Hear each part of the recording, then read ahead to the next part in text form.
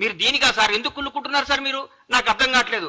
కాళేశ్వరం మొత్తం మీ మేడిగడ్డ కాళేశ్వరం అవినీతి మొత్తం మా వాళ్ళు ఎంక్వైరీ చేస్తున్నారు కదా సార్. మీరు మా మంత్రులందరూ మా ముఖ్యమంత్రి గారితో పాటు కొలీగ్స్ అంటే అది బ్యూటీ ఆఫ్ డెమోక్రసీ అంటే చూపిస్తున్నాం కాంగ్రెస్ ప్రభుత్వం. ముఖ్యమంత్రి నేను మీరందరూ దూరం ఉండాలి, మీకు ఇంటర్వ్యూలు ఉండు, నేను రూమ్ లో ఉంటా, నేను ఫామ్ హౌస్ లో ఉంటా, నేను ప్రగతి భవన్ నుంచి రాను, నేను ఎవరు కలపను, నాకు 3 వస్తే బయటకు వస్తా, 3 రాకపోతే ఇంట్లోనే ఉంటా, నా ఫుడ్ అనేది చూసుకొని పరిపాలించుకోమని చెప్తున్నారు మా ముఖ్యమంత్రి.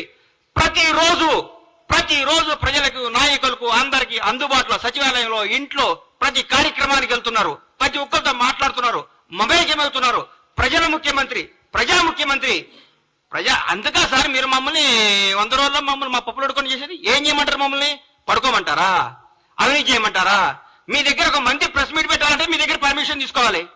మీ దగ్గర ఒక ఎమ్మెల్యే మాట్లాడాలంటే మీతో నోటు పెట్టాలి ముందు. మీకు సార్ అవి ఇట్లా నోటు చేస్తున్నా దయచేసి పర్మిషన్ పెట్టొచ్చు అని మీరు మీ సారో ఎవరో చెప్తే అప్పుడు ఒప్పుకోవాలి. మీరు అది పెట్టలేదు.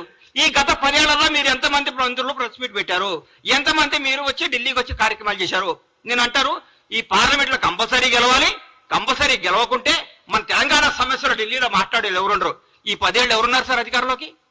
మీరు ఎంతమంది ఎన్నిసార్లు మీరు ప్రధానమంత్రి కలిచారు సార్? ఎన్నిసార్లు కేంద్ర మంత్రులు కలిచారు సార్?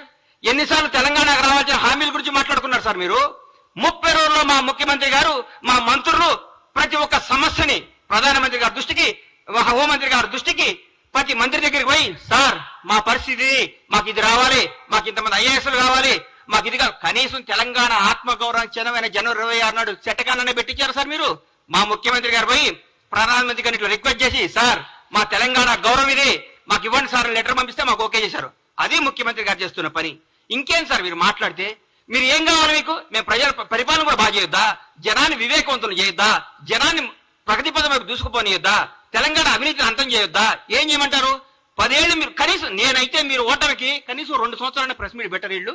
వీళ్ళు మామూలుగా వీళ్ళు మొత్తం ఎందుకు ఓడిపోయామని దాన్ని సమీక్షించుకుంటూ కూర్చుంటారన్న. అరే మా ఆగం పాడుగాను రోజుక ప్రెస్ మీట్, ప్రతిరోజు ప్రెస్ మీట్ సార్. దేనికి? ఏం చేస్తారు సార్ మీరు? మీరు ప్రగతి భవన్ నుంచి వెళ్ళిపోయిన రోజు నుంచి ఈ రోజు వరకు చూస్తున్నా మీరు ఆ టీఆర్ఎస్ భవన్ లో కూర్చొని ప్రెస్ మీట్లు పెట్టుకోవాల్సిందే. రాబోయే 10 ఏళ్ళు, రాబోయే 10 సంవత్సరాలు మీరు టీఆర్ఎస్ భవన్ లో ప్రెస్ మీట్లు పెట్టుకోవాల్సిందే.